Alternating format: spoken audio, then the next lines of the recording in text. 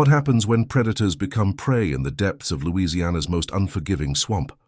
4 armed men entered the misty bayou at dawn, confident in their mission to capture a runaway slave girl. They thought they were the hunters. They were wrong. What they found in those ancient cypress groves would turn their world upside down, and only one would live to tell the terrifying tale of how the hunted became the hunter. Subscribe now for more spine-chilling true stories that will keep you on the edge of your seat. The Louisiana morning of 1847 broke grey and heavy, with fog rolling off the bayou like the breath of sleeping giants. Magnolia Plantation sat silent in the pre-dawn darkness, save for the frantic shouts echoing from the overseer's quarters. "She's gone. The girl's gone." Thomas Whitmore, the plantation's brutal overseer, stood in his doorway clutching a lantern, his face twisted with rage. The iron shackles that should have held 17-year-old Aria lay broken on the floor of the slave quarters, bent and twisted as if by impossible strength. "How in hell did she manage that?" muttered Jake Morrison, Whitmore's right-hand man, examining the mangled metal. "These chains could hold a bull." "Don't matter how," Whitmore spat, already strapping on his gun belt. "Matters that we get her back before Master Beauregard finds out. You know what he'll do to us if word spreads that his slaves are breaking free." Within an hour, 4 men had assembled in the plantation yard, Whitmore, Morrison, and 2 local trackers, the Crenshaw brothers, Pete and Billy. All were armed, all were experienced hunters, and all shared the same cruel confidence that had made them wealthy off the suffering of others. "Trail leads straight to Deadman's swamp," announced Pete Crenshaw, studying the muddy footprints that led away from the plantation. "Girl's got maybe 6 hours on us, but she's on foot and we got horses. Won't be no challenge." Billy Crenshaw laughed, a sound like grinding glass. "Probably hiding in the first dry spot she could find, crying her eyes out. These field hands don't know nothing about surviving in the wild." But as they followed the trail deeper into the bayou, something felt wrong. The footprints were too clear, too easy to follow, almost as if— "She wants us to follow her," Morrison said quietly, voicing what they were all thinking. "Nonsense!" Whitmore snapped, but his voice lacked its usual conviction. "She's a scared girl running blind, nothing more." The cypress trees grew thicker as they progressed, their Spanish moss hanging like funeral shrouds in the still air. The horses grew nervous, snorting and shying at shadows. Strange sounds echoed through the swamp, not the normal calls of birds and gators, but something else, something that made the hair on their necks stand up. "There," Pete pointed ahead, "fresh footprints by that fallen log." But when they reached the spot, the prints seemed to multiply, going in different directions. Some led deeper into the swamp, others doubled back, still others vanished entirely at the water's edge.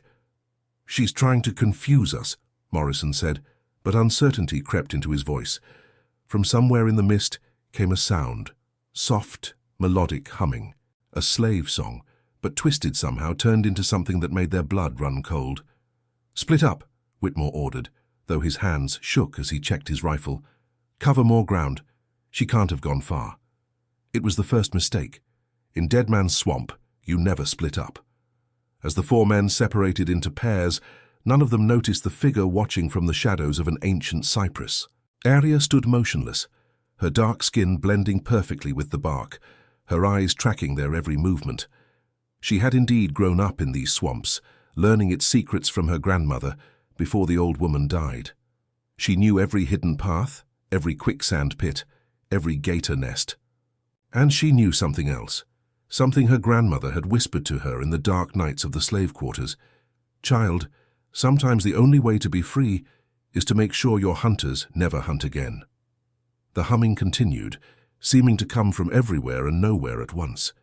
And in the growing mist of Deadman's swamp, the real hunt was just beginning. But Aria's story began long before that fateful morning. Born into slavery on Magnolia Plantation, she had been marked as different from an early age. While other slave children played simple games, Aria would disappear into the edges of the swamp, returning with knowledge that seemed impossible for someone so young. Her grandmother, Kesey, was a root woman, a keeper of ancient African traditions that had somehow survived the brutal crossing and the even more brutal years of bondage. In the secret hours after the overseer's final rounds, Kessie would take young Aria into the swamp and teach her the old ways. "Listen to the water, child," Kessie would whisper as they moved silently through the cypress groves. "It speaks to those who know how to hear. It tells you where the ground is solid, where the snakes sleep, where the spirits of our ancestors still walk." Aria learned to read the signs that others missed, the way certain birds called when strangers approached, how the mist moved differently over quicksand, which plants could heal and which could kill. But most importantly, she learned that the swamp was not just a place of danger, but a place of power for those who understood its secrets. "The white men fear this place," Kessie explained during one of their midnight lessons. "They see only death and darkness. But we know better. We know that life finds a way even in the deepest waters. We know that freedom lives where others fear to tread." When Aria turned 16, Kessie began teaching her the most dangerous lessons of all: how to fight back. "I'm too old to run, child," the elderly woman said, her hands gnarled from decades of cotton picking. "But you have the fire of our people burning in your veins. You have the wisdom of the swamp in your heart.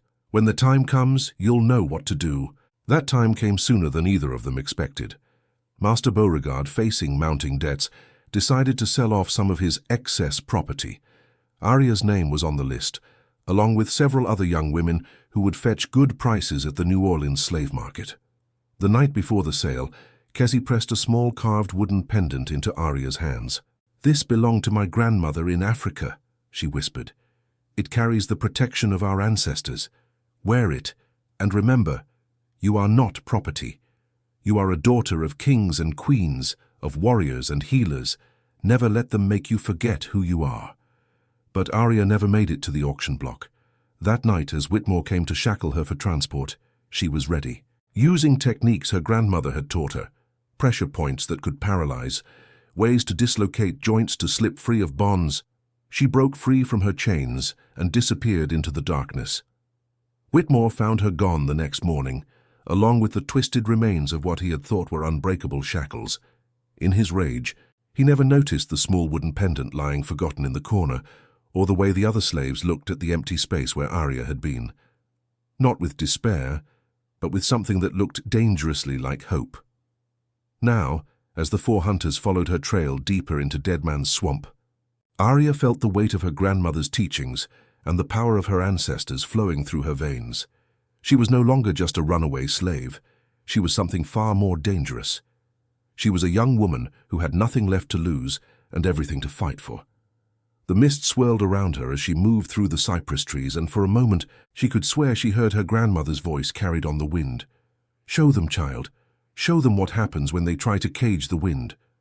The Crenshaw brothers took the eastern path, their boots squelching through the muddy ground as Spanish moss brushed against their faces like ghostly fingers.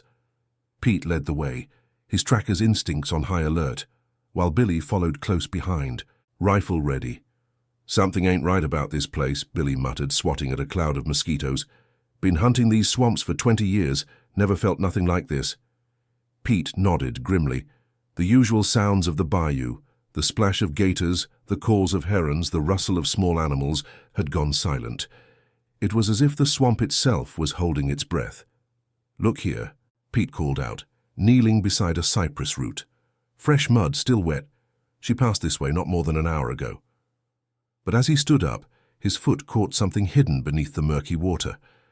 There was a sharp crack, and suddenly Pete was screaming, his leg trapped in what looked like a bear trap made from sharpened cypress branches. "Billy, help me." Pete's face went white with pain and shock. I can't get it loose." Billy rushed to his brother's side, trying to pry apart the wooden jaws that had clamped down on Pete's leg. But the trap was ingeniously designed, tightening with every movement. "Who the hell makes traps like this?" Billy gasped, his hands slick with his brother's blood.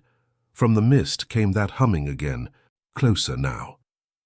And then a voice, soft and melodic, speaking words that chilled them to the bone.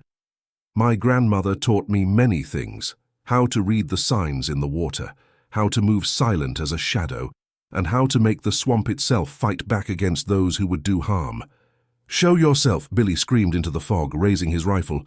"Come out and face us like a man." Laughter echoed through the trees, not the laughter of a frightened girl, but something older, wiser, and infinitely more dangerous. "I am not a man," came the voice. "I am something you never bothered to see. I am the child who watched you burn down slave cabins for sport. I am the girl who saw you whip my friends until they couldn't stand. I am the daughter of this swamp, and today, the swamp remembers." Pete's screams grew weaker as blood loss took its toll.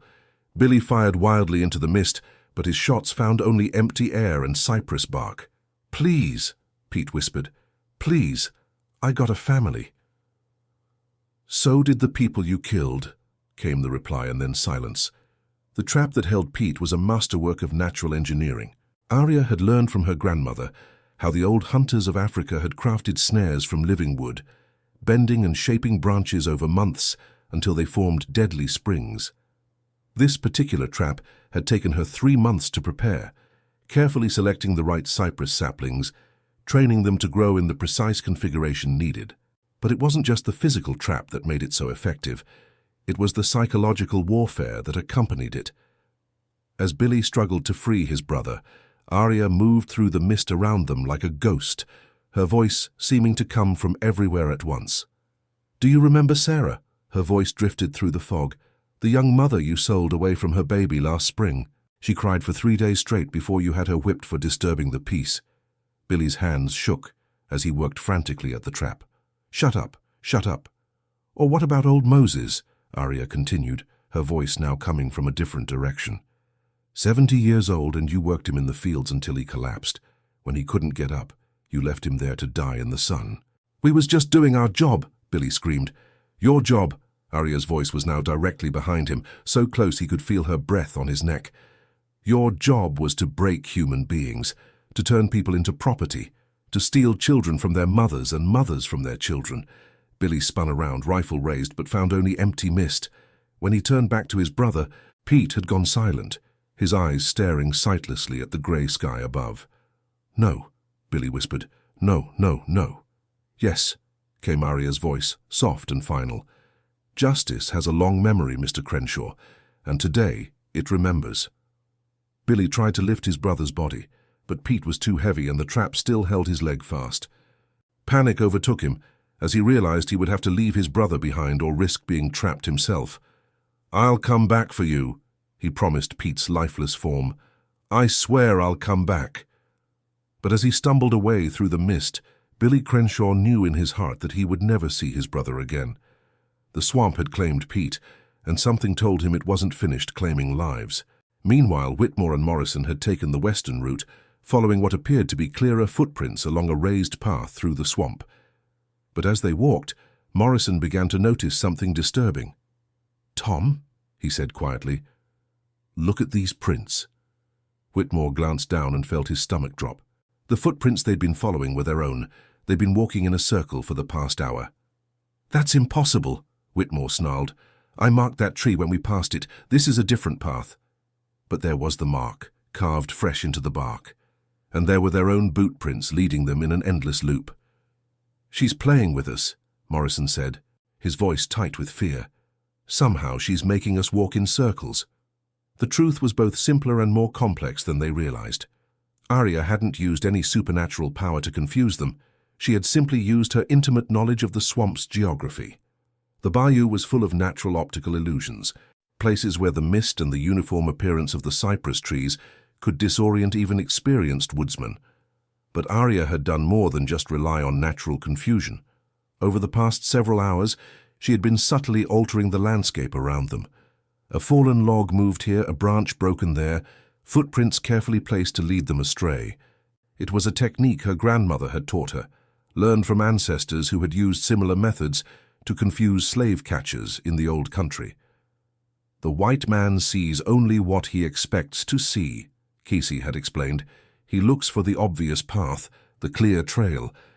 But we know that the true path is often hidden, that sometimes you must go backward to go forward, that the longest way around is sometimes the shortest way home."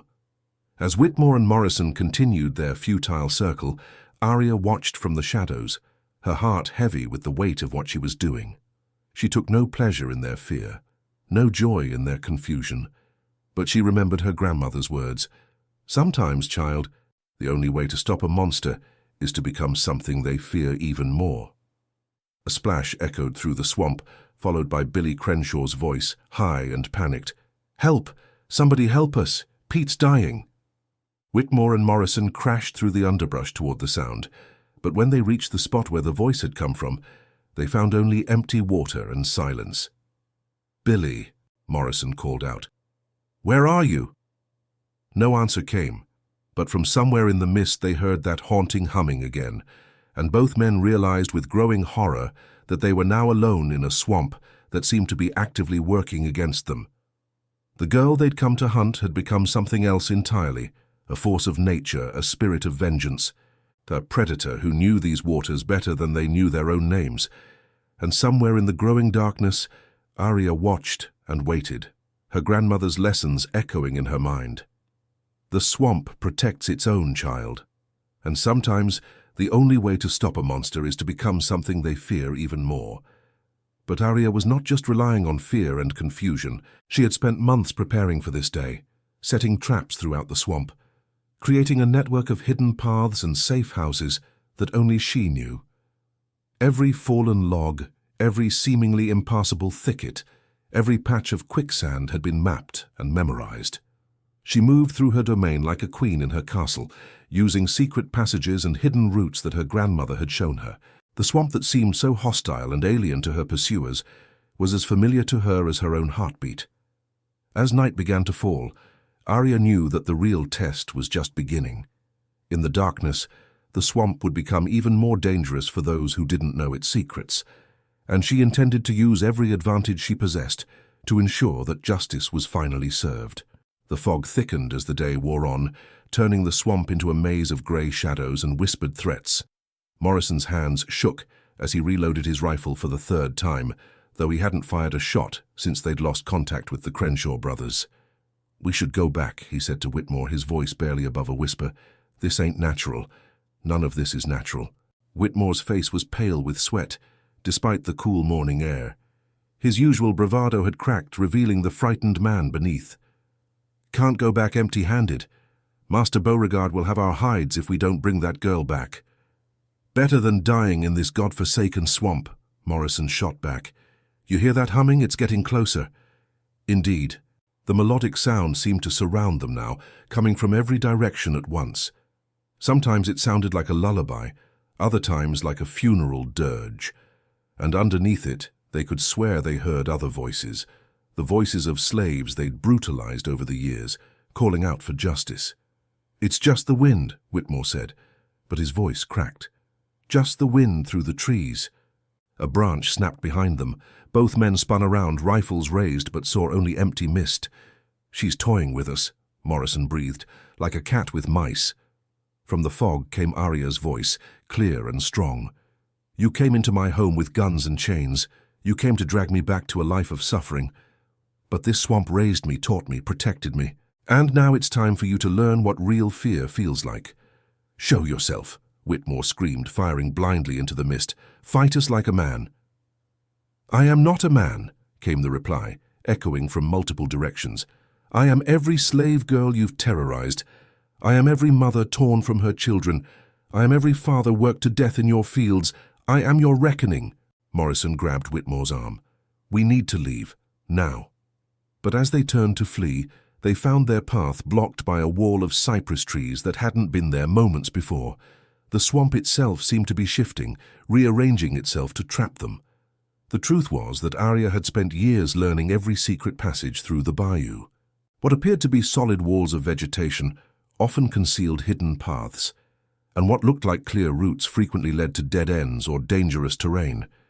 She was using this knowledge to herd her pursuers like sheep, guiding them deeper into the heart of the swamp, where her advantages would be greatest. "This way," Whitmore gasped, pointing toward what looked like an opening in the trees. They crashed through the undergrowth, branches tearing at their clothes, mud sucking at their boots. Behind them, they could hear splashing, something large moving through the water, following them. "The horses," Morrison panted. "If we can reach the horses."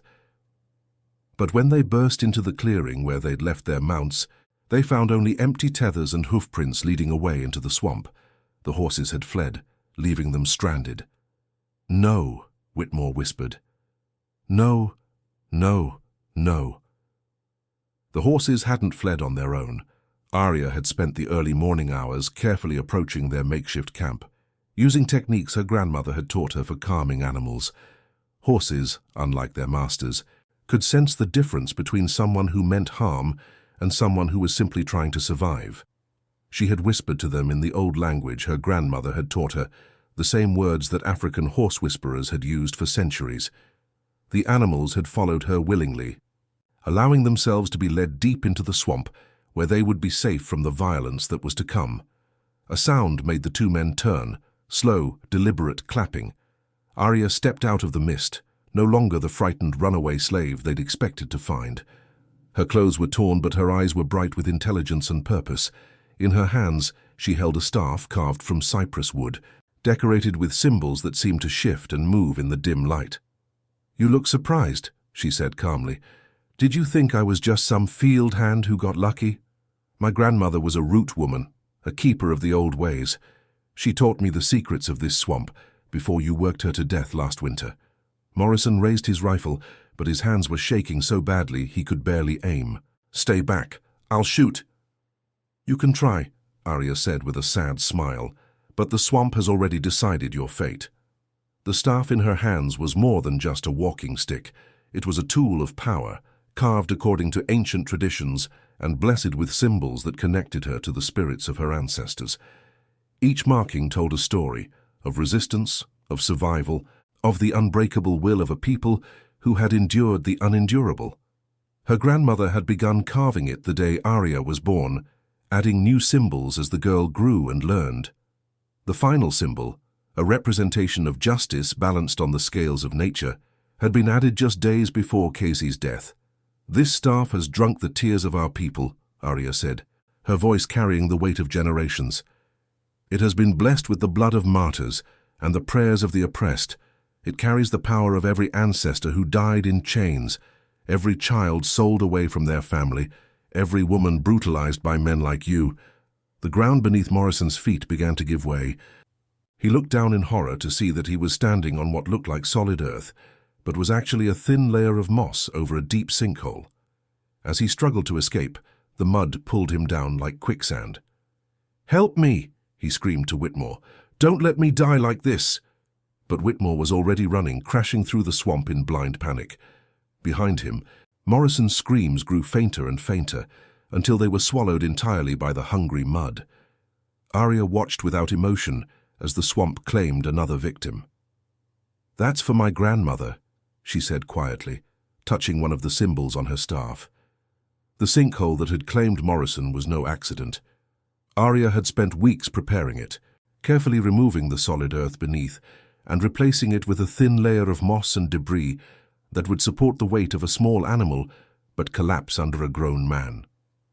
It was another technique her grandmother had taught her, learned from ancestors who had used similar traps to protect their villages from raiders. "The earth itself will fight for you, child," Kessie had said, "if you know how to ask it properly." Now only Whitmore remained, stumbling through the maze of cypress trees and Spanish moss, his mind fracturing under the weight of terror. He could hear Aria behind him, not running, not hurrying, just walking with the patient inevitability of death itself. "Please," he sobbed as he ran, "I got money. I can pay you. I can set you free. Give you papers." "I'm already free," came her voice from the mist. "Freer than you've ever been. Free from your chains, your whips, your hatred. And soon you'll be free too. Free from the burden of your sins." Whitmore's foot caught a root, and he went down hard, his rifle flying from his hands to disappear into the murky water. He crawled forward on hands and knees, tears streaming down his face. "I'm sorry," he whispered. "I'm sorry for everything." Aria appeared before him like a spirit of the swamp, her dark skin seeming to absorb the grey light. "Sorry doesn't bring back the dead, Mr. Whitmore. Sorry doesn't heal the scars you've left on so many souls. But perhaps there's another way." She knelt down beside him, and for a moment her expression softened. "You can live, Mr. Whitmore." You can walk out of this swamp and tell the world what happened here. Tell them about the girl who fought back. Tell them about the price of cruelty. Tell them that some spirits can never be broken." Whitmore looked up at her with desperate hope. You'll let me go?" "The swamp will let you go," Aria corrected, "but you'll carry this day with you forever. Every time you raise a hand in anger, every time you think about owning another human being, you'll remember what happened here. You'll remember that somewhere in these waters, justice lives." She stood and began to walk away, her figure already fading into the mist. "Wait!" Whitmore called after her. "How do I get out? How do I find my way back?" Her voice came back to him like an echo. "Follow the morning star, Mr. Whitmore, and pray that your conscience can guide you better than your hatred ever did." As Aria disappeared into the depths of the swamp, Whitmore was left alone with his thoughts and his guilt. The silence that surrounded him was different now, not the oppressive quiet of a hostile environment, but the peaceful stillness of a place where justice had been served. He would spend the next 3 days wandering through the bayou, sustained by water from cypress knees and the occasional fish that seemed to swim directly into his hands. During those long hours of solitude, he would have time to think about every cruel act he had committed, every life he had destroyed, every moment when he had chosen hatred over humanity. And slowly, painfully, Thomas Whitmore would begin to understand what Aria had tried to tell him. That true freedom came not from owning others, but from freeing oneself from the chains of cruelty and hatred that bound the soul.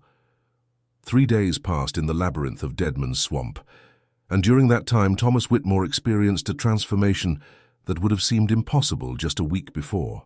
The man who had entered the bayou as a brutal overseer was slowly being stripped of everything that had defined him: his weapons, his authority, his certainty, and finally, his hatred.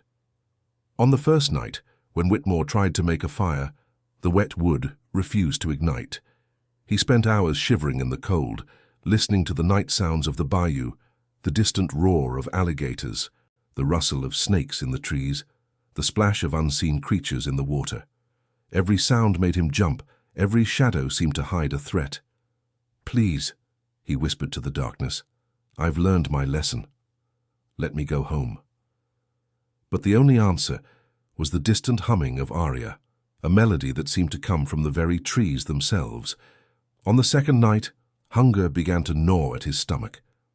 Whitmore tried to eat some berries he found, but they were bitter and made him violently sick. He attempted to catch fish with his bare hands, but they slipped through his fingers like silver ghosts. It was then that Aria appeared for the first time since their initial encounter. She emerged from the mist like a vision, carrying a small grilled fish and some edible roots. "You're hungry," she said simply, placing the food before him.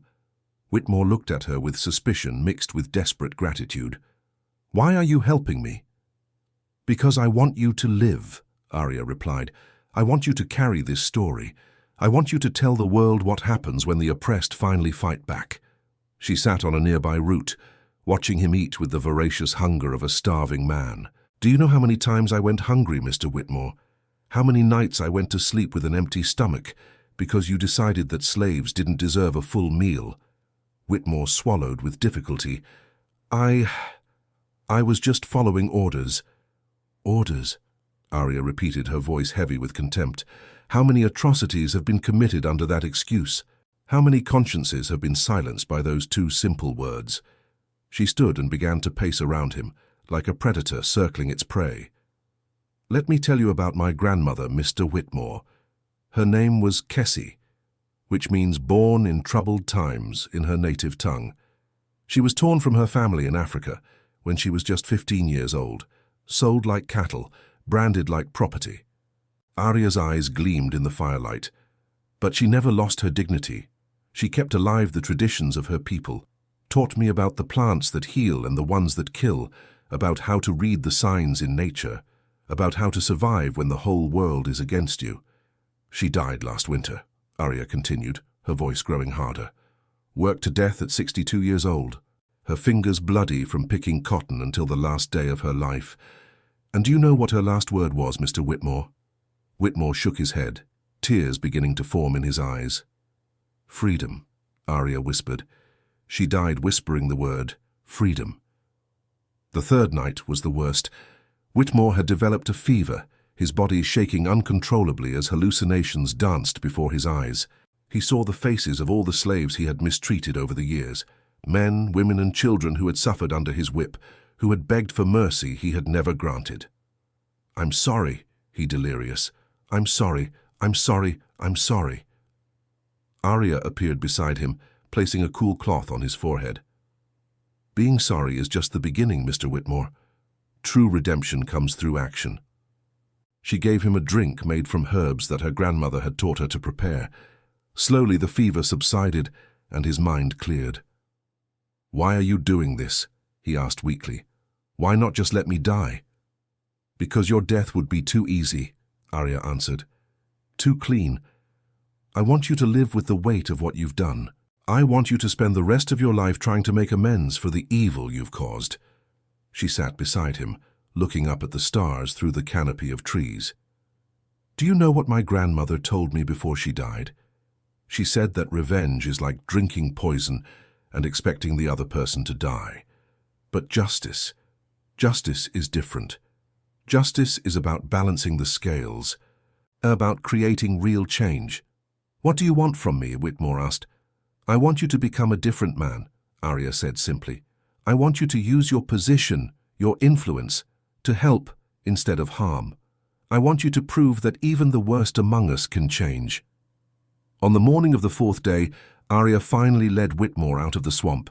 They walked in silence through the winding paths, passing the places where Morrison had been swallowed by the mud, where the Crenshaw brothers had vanished into the mist. "Are they really dead?" Whitmore asked quietly. "The swamp claimed what was owed," Aria replied. "They chose the path of violence and cruelty. The swamp simply returned what they had given. When they finally reached the edge of the bayou, where civilization began again, Aria stopped. This is your moment, Mr. Whitmore. You can return to your old life, pretend none of this happened, continue being the man you always were.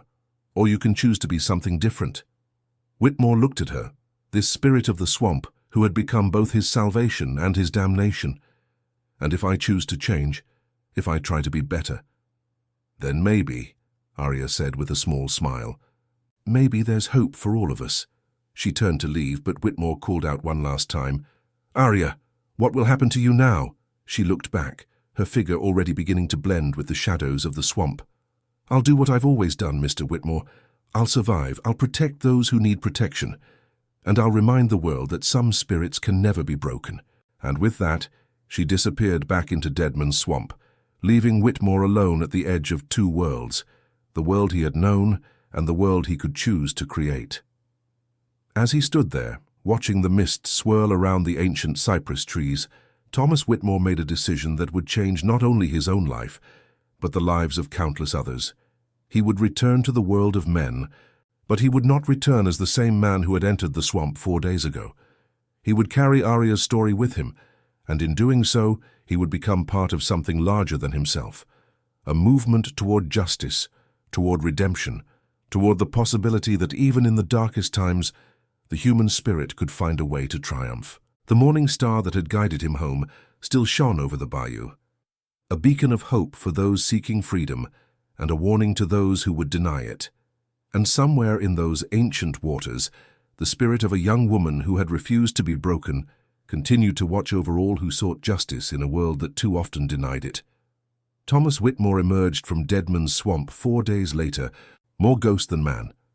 His clothes hung in tatters, his face was gaunt with hunger and terror, and his eyes held the hollow look of someone who had stared into the abyss and found it staring back. The search party that found him barely recognized the once proud overseer. Sheriff Dubois and his men had been combing the bayou since the 4 hunters failed to return, expecting to find either their bodies or the captured runaway slave. Instead, they found one broken man with a story that would haunt the Louisiana lowlands for generations to come. "She was never running," Whitmore whispered as they helped him onto a horse. "She was hunting us." "Who was hunting you, Tom?" Sheriff Dubois asked gently. "The slave girl? Aria." Whitmore's laugh was the sound of sanity cracking. "Aria. Yes, that was her name. But she wasn't just a girl. She was something else, something the swamp made to balance the scales. As they rode back toward civilization, Whitmore told his tale in broken fragments. He spoke of traps that seemed to set themselves, of paths that led in circles, of a young woman who moved through the bayou like she was part of it. He told them about Morrison disappearing into the hungry mud, about the Crenshaw brothers vanishing into the mist, about voices in the fog that spoke of justice and retribution. "You're saying one slave girl killed 3 armed men?" Dubois asked skeptically. "I'm saying the swamp killed them," Whitmore replied. "She just showed it how."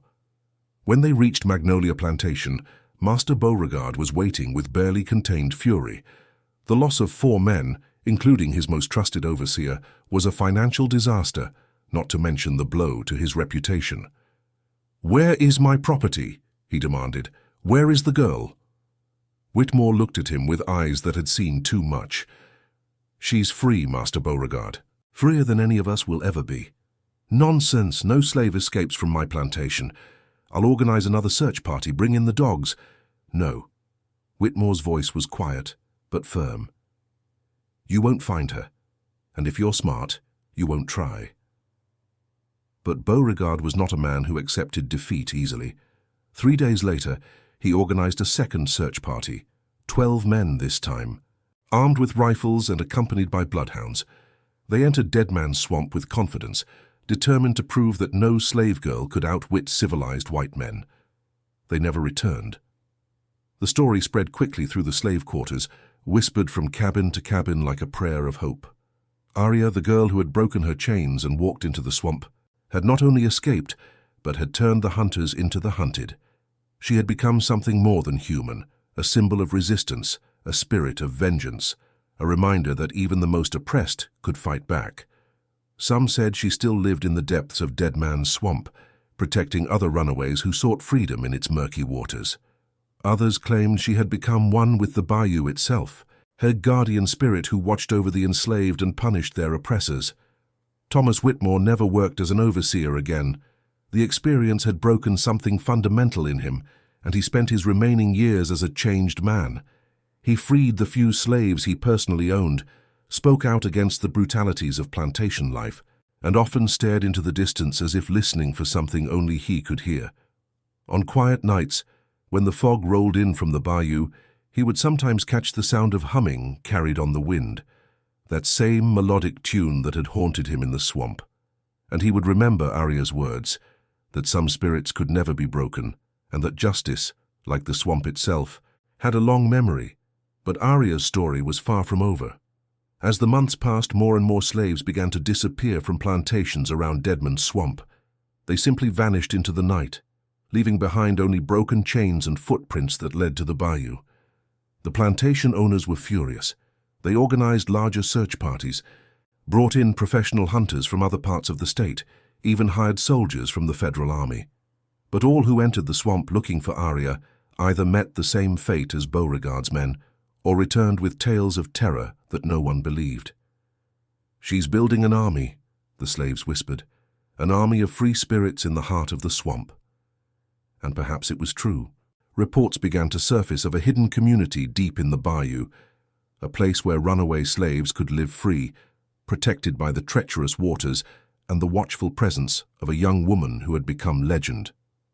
The community that Aria established was unlike anything that had existed before in the American South. Built on a series of interconnected islands deep in the heart of Deadman's swamp, it was accessible only to those who knew the secret paths through the treacherous waters. Using the knowledge her grandmother had passed down to her, Aria had found the perfect location, a place where the cypress trees grew so thick that they blocked out most of the sunlight, where the mist provided natural camouflage and where the dangerous terrain discouraged unwanted visitors. The first refugees to join her were other slaves from Magnolia Plantation who had heard the stories of her escape. They came in ones and twos at first, following the coded messages that Aria left in the form of broken branches and arranged stones, a language her grandmother had taught her that could be read by those who knew its secrets. Samuel was among the first to arrive, a blacksmith who had fled after watching his wife sold to a plantation in Mississippi. His skills proved invaluable in the swamp, as he was able to forge tools and weapons from scrap metal that Aria and others scavenged from abandoned settlements. Then came Maria, a young mother who had escaped with her infant son after her master threatened to sell the child. She brought with her knowledge of healing herbs that complemented what Aria had learned from her grandmother. Joshua arrived next, an elderly man who had spent 60 years in bondage before finally finding the courage to run. His wisdom and experience made him a natural counselor, helping to resolve disputes and guide important decisions. As word of the community spread through the underground network of slaves, more refugees began to arrive. They came from plantations across Louisiana and beyond, following the North Star and the whispered directions that led them to the hidden sanctuary in Deadman's swamp. Each new arrival brought their own skills and knowledge. There was Rebecca, who had worked in the big house and could read and write, skills she began teaching to the children of the community. There was Moses, who knew the secrets of fishing and hunting that allowed the community to supplement their diet with fresh meat and fish. There was Sarah, who had been a seamstress and could make clothes from the cotton that grew wild in certain parts of the swamp. But it was Aria who remained the heart and soul of the community. She had grown from a frightened runaway into a respected leader, a brilliant strategist and a formidable warrior. Under her guidance, the community developed an elaborate system of signals and codes that allowed them to communicate with slaves on distant plantations and coordinate mass escapes. The Underground Railroad, the secret network that helped slaves escape to the north, soon recognized the importance of Aria's community. Conductors like Harriet Tubman began using Deadman Swamp as a safe station, a place where fugitives could rest and recover before continuing their journey to freedom. "I've never seen anything like it," Tubman said during one of her visits. "You've created something truly special here, a truly free land in the midst of slave territory." Aria smiled, but her eyes maintained the constant vigilance of someone who knew that freedom was something that had to be defended every day. "My grandmother used to say that freedom isn't something you win once and keep forever.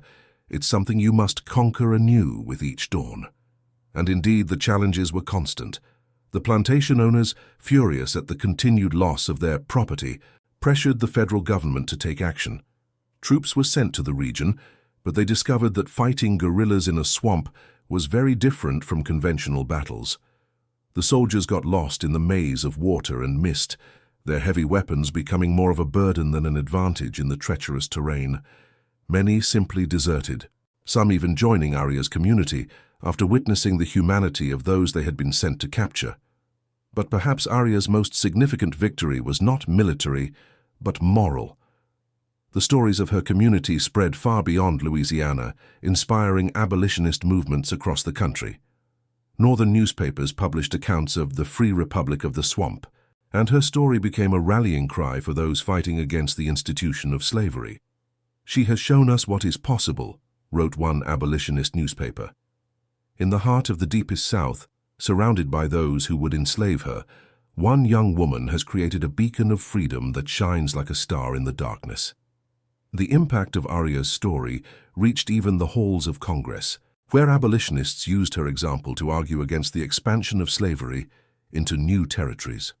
"How can we call ourselves a free nation," asked one senator, "when there are those among us who have had to create their own freedom in the depths of a swamp?" But for all the attention her story received in the outside world, Aria remained focused on the day-to-day reality of protecting and nurturing her community. She knew that their freedom was precarious, that it depended on their ability to remain hidden and to defend themselves against those who would destroy what they had built. As the years passed, the community in Deadman's Swamp grew and evolved. Children were born free in its hidden villages, growing up with the knowledge that they were not property, but human beings with inherent dignity and worth. Schools were established where former slaves learned to read and write, preparing themselves for the day when they might venture into the wider world. The community developed its own economy, based on fishing, hunting, and small-scale agriculture. They traded with sympathetic merchants who brought supplies in exchange for crafted goods and information about the Underground Railroad. They even established their own system of governance, with elected councils that made decisions about everything from resource allocation to defense strategies. But through it all, Aria remained the spiritual center of the community. She was no longer just a runaway slave or even a military leader. She had become something approaching a prophet, a living symbol of the possibility of freedom and the power of resistance. "She has shown us that we are not victims," said one former slave who had found refuge in the swamp. "She has shown us that we are warriors, that we are survivors, that we are free." By 1850, 3 years after Aria's dramatic escape, the hidden community in Deadman's swamp had become the most important station on the Underground Railroad south of the Mason-Dixon line. What had begun as a single young woman's desperate flight to freedom had evolved into a sophisticated network that was helping hundreds of slaves escape bondage.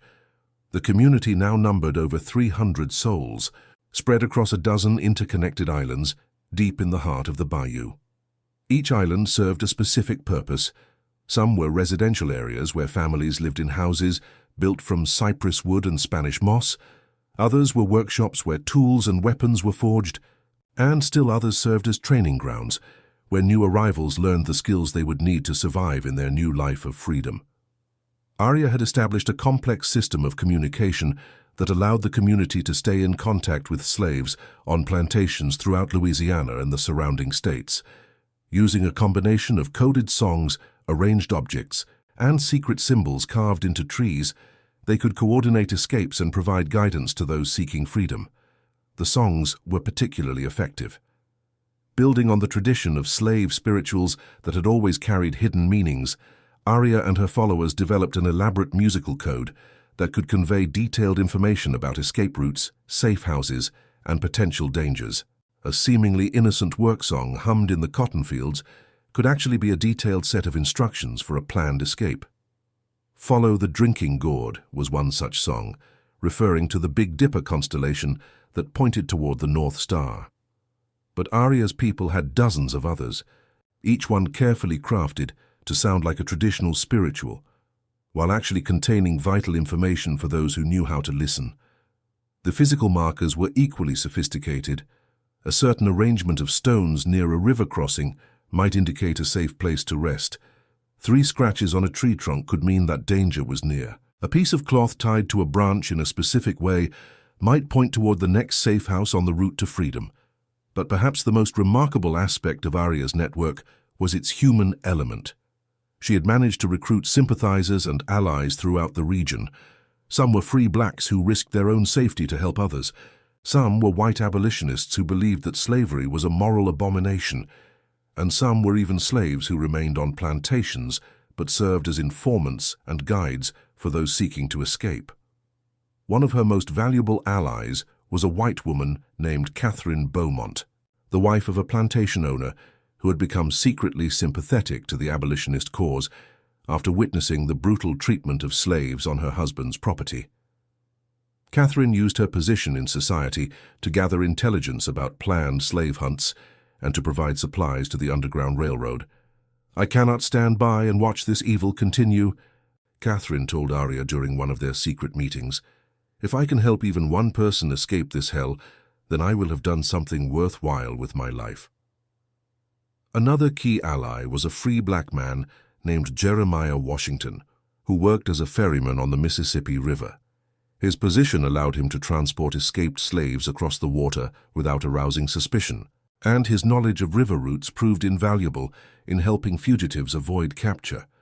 "Every person I help cross this river is a victory against the system that would keep us all in chains," Jeremiah said. "Miss Aria has shown us that freedom is possible, and I'll do whatever I can to help others find it." The network also included several white abolitionists who had moved to Louisiana specifically to help with the Underground Railroad. These brave men and women risked imprisonment, violence, and even death to provide safe houses, supplies, and transportation for escaped slaves. One such person was Dr. Elizabeth Harper, a physician from Boston who had established a medical practice in New Orleans as a cover for her Underground Railroad activities. She provided medical care for escaped slaves and used her connections in the medical community to gather information about planned slave hunts. "The Hippocratic Oath requires me to do no harm," Dr. Harper explained. How can I honor that oath while standing by and watching human beings treated like animals? Aria has shown us what courage looks like, and I'm honored to be part of her network. The success of Aria's network did not go unnoticed by the authorities. By 1851, the federal government had placed a bounty of $5,000 on her head, an enormous sum that attracted bounty hunters from across the country.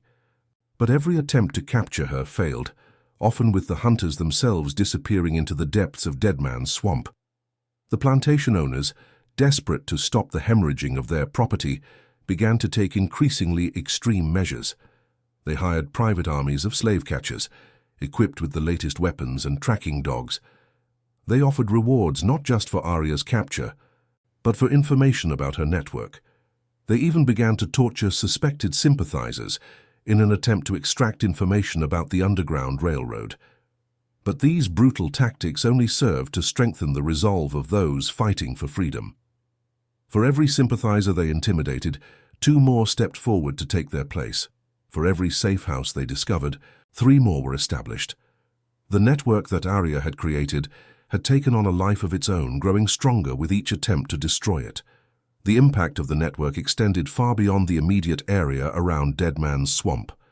Escaped slaves who had found freedom through Aria's efforts carried her story with them as they traveled north, spreading word of the Swamp Angel who had shown them that resistance was possible. In the Free States, Aria's story became a powerful tool for abolitionists seeking to build support for their cause. Frederick Douglass, the famous escaped slave and abolitionist speaker, often spoke about her in his lectures. In the depths of a Louisiana swamp, Douglass would tell his audiences, "A young woman has proven that the human spirit cannot be enslaved. She has shown us that freedom is not something that can be granted or taken away by others.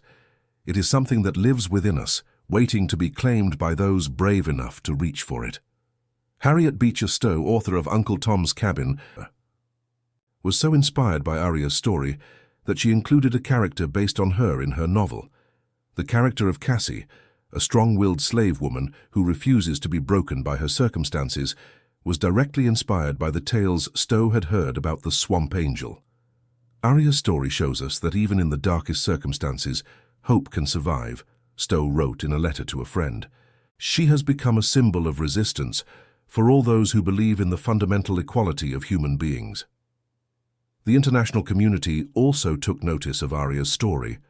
British abolitionists, who had successfully ended slavery in their own empire, used her example to pressure the American government to follow suit. French intellectuals wrote essays about the American Spartacus, who was leading a rebellion in the swamps of Louisiana.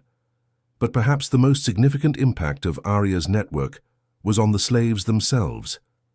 For the first time in generations, they had proof that escape was not only possible but achievable. The stories of successful escapes spread through the slave quarters like wildfire, giving hope to those who had previously seen no way out of their bondage. The psychological impact of this hope cannot be overstated. For centuries, the institution of slavery had relied not just on physical chains, but on the mental chains of despair and hopelessness. Slaves were taught from birth that they were inferior, that they were property, that resistance was futile. But Aria's success shattered these mental barriers, proving that slaves could not only escape, but could build their own communities and defend their freedom.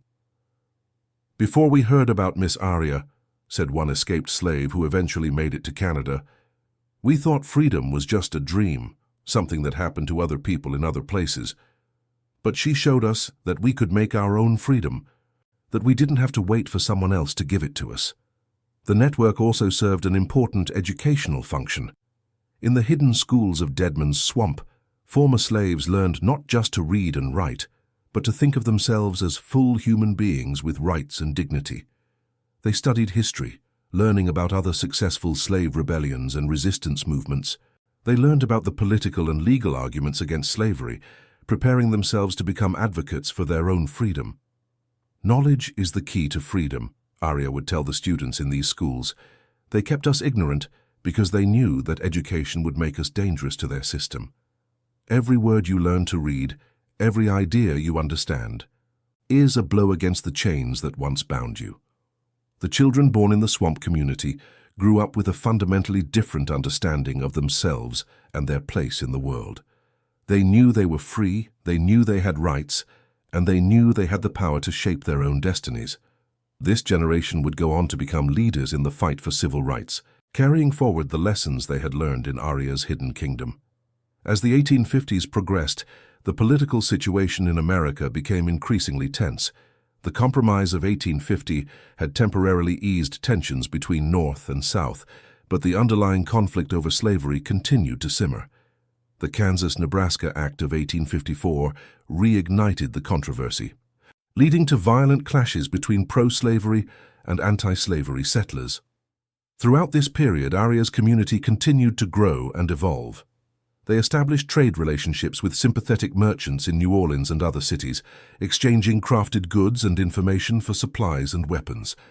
They developed their own currency system, based on tokens carved from cypress wood and marked with symbols that had meaning only to members of the community. The military capabilities of the community also continued to improve. Under Aria's leadership, they developed sophisticated guerrilla warfare tactics that took advantage of their intimate knowledge of the swamp terrain. They established hidden weapons caches throughout the bayou, created elaborate early warning systems, and trained every able-bodied member of the community in basic combat skills. "We are not just hiding in this swamp," Aria told her followers during one of their regular community meetings.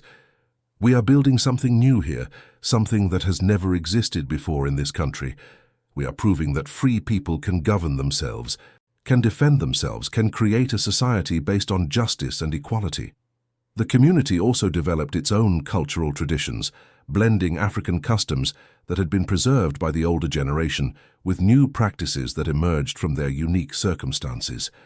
They created new songs, new dances, new stories that celebrated their freedom and their resistance to oppression. One of the most important of these traditions was the annual Freedom Day celebration, held on the anniversary of Aria's escape from Magnolia Plantation. The entire community would gather to hear the story of that first escape, to honor those who had died in the struggle for freedom, and to renew their commitment to protecting and expanding the liberty they had won. "We celebrate not just our own freedom," Aria would say during these gatherings, "but the freedom of all those who will come after us. We are the bridge between the slavery of the past and the equality of the future." By 1857, 10 years after Aria's escape, the hidden community in Deadman's swamp had become more than just a refuge for runaway slaves. It had become a symbol of resistance that threatened the very foundations of the slave system. The plantation owners of Louisiana, supported by federal authorities, decided that the time had come for a final decisive assault on what they called the nest of rebellion in the bayou. The man chosen to lead this assault was Colonel Marcus Thornfield, a veteran of the Mexican-American War who had made his reputation fighting guerrilla forces in difficult terrain. Thornfield was given command of a force of 500 soldiers, along with local militia, professional slave catchers, and a pack of specially trained bloodhounds. "This ends now," Thornfield declared at a meeting of plantation owners in Baton Rouge. "I don't care if I have to drain every drop of water from that swamp. I will find this so-called swamp angel and put an end to her rebellion once and for all." The plantation owners were desperate. In the 10 years since Aria's escape, they had lost thousands of slaves to the underground railroad network she had created. The economic impact was devastating, but even worse was the psychological effect on the slaves who remained. The knowledge that freedom was possible had made them restless, defiant, and increasingly difficult to control. "She's given them ideas," complained one plantation owner. "They don't fear us anymore. They look at us with something that looks dangerously like contempt." Thornfield's plan was comprehensive and brutal. He would surround the entire swamp with a ring of soldiers, then systematically work his way inward, destroying everything in his path. Any escaped slaves who were captured would be returned to their owners for punishment. Any white sympathizers would be arrested and tried for treason. And Aria herself would be brought back alive to face public execution as an example to other potential rebels. But Thornfield had made the same mistake as all the others who had tried to defeat Aria. He underestimated both her intelligence and the loyalty of her followers. The network of spies and sympathizers that she had built over the years provided advance warning of the planned assault, giving her time to prepare. "They're coming with everything they have," reported Catherine Beaumont during a secret meeting with Aria. "Thornfield has convinced the government that you represent a threat to national security. They're treating this like a military campaign." Aria listened to the intelligence reports with calm determination. She had always known that this day would come, that the slave owners would eventually mount a final assault on her community. She had spent years preparing for this moment, and she was ready. "How long do we have?" she asked. 2 weeks, maybe 3, Catherine replied. "Thornfield is still gathering his forces and supplies." Aria nodded. "Then we have work to do." The next 2 weeks saw a flurry of activity in the hidden community. Non-combatants, the elderly, the sick, and the children, were evacuated to even more remote locations deep in the swamp. Weapons and supplies were distributed to strategic locations throughout the bayou. Escape routes were prepared for those who chose to flee rather than fight. But most of the community chose to stay and defend their home. They had built something precious in Deadman's swamp, something worth fighting for. They had tasted freedom, and they were not willing to give it up without a battle. "This is our home," said Samuel, the blacksmith who had been one of the first to join Aria's community. "We've built something here with our own hands, something that belongs to us. I'd rather die free in this swamp than live as a slave on any plantation." His sentiment was echoed by hundreds of others. They had been slaves, but they had become something more. They had become citizens of their own free republic, and they were prepared to defend it with their lives. Aria spent the final days before the assault, visiting every part of the community, speaking with her followers, sharing final instructions and words of encouragement. She knew that many of them would not survive the coming battle, but she also knew that their sacrifice would not be in vain. "Whatever happens in the days to come," she told them, "remember that we have already won the most important victory. We have proven that freedom is possible, that people can govern themselves, that justice can triumph over oppression. That knowledge will survive even if we do not." When Thornfield's forces finally moved into position around the swamp, they found themselves facing an enemy unlike any they had encountered before. These were not conventional soldiers fighting for abstract political principles. These were people fighting for their homes, their families, and their freedom. The battle for Deadman's Swamp lasted for 3 weeks and became one of the most brutal conflicts in American history before the Civil War. Thornfield's forces had superior numbers and firepower, but Aria's followers had the advantage of knowing every inch of the terrain and the desperate courage of people with nothing left to lose. The swamp itself became a weapon in the hands of the defenders. They used their knowledge of the hidden paths and dangerous areas to lead enemy forces into traps. They employed hit-and-run tactics, striking quickly and then disappearing into the mist before the soldiers could respond. They turned the very environment that their enemies feared into an ally in their fight for freedom. "It's like fighting ghosts," one of Thornfield's officers wrote in his diary. "They appear out of nowhere, strike hard, and then vanish back into the swamp. We're losing men every day, and we're no closer to finding their main stronghold than we were when we started." But despite their tactical advantages, Aria's forces were gradually worn down by the superior numbers and resources of their enemies. One by one, the outer defensive positions fell. The ring of soldiers tightened around the core of the community. On the final day of the battle, as Thornfield's forces closed in on the last island stronghold, Aria made a decision that would ensure her legend would live forever. Rather than surrender or attempt to escape, she chose to make a final stand that would inspire generations of freedom fighters to come. Standing on the highest point of the island, surrounded by the last of her followers, Aria raised the flag they had created for their community, a simple piece of cloth with a cypress tree and a rising sun, symbolizing life, growth, and hope. As Thornfield's soldiers approached, she began to sing one of the freedom songs that had become the anthem of their movement. Her voice carried across the water, clear and strong, joined by the voices of her followers. Even some of the soldiers stopped to listen, moved despite themselves by the power and beauty of the song.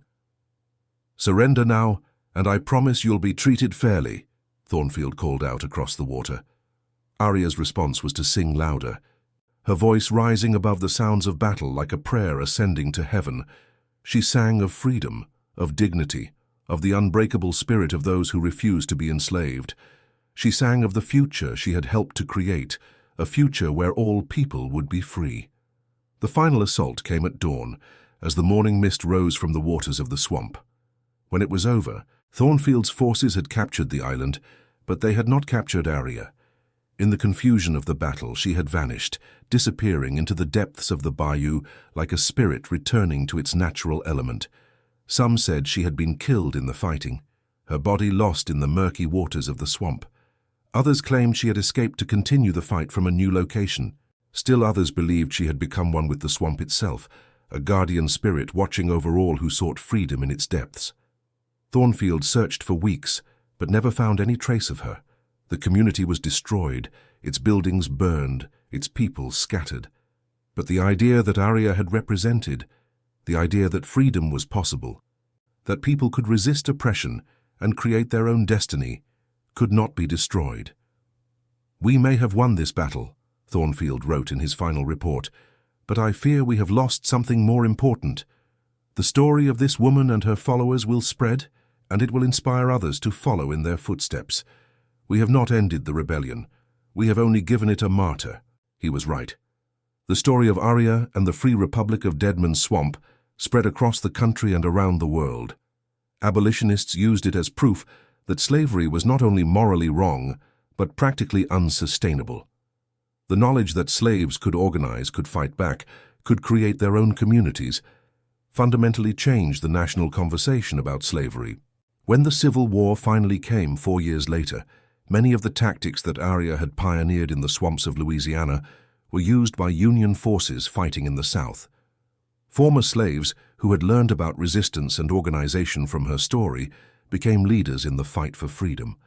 And in the years after the war, when the freed slaves struggled to build new lives in a hostile world, they carried with them the memory of a young woman who had shown them that freedom was not something to be granted by others, but something to be claimed by those brave enough to reach for it.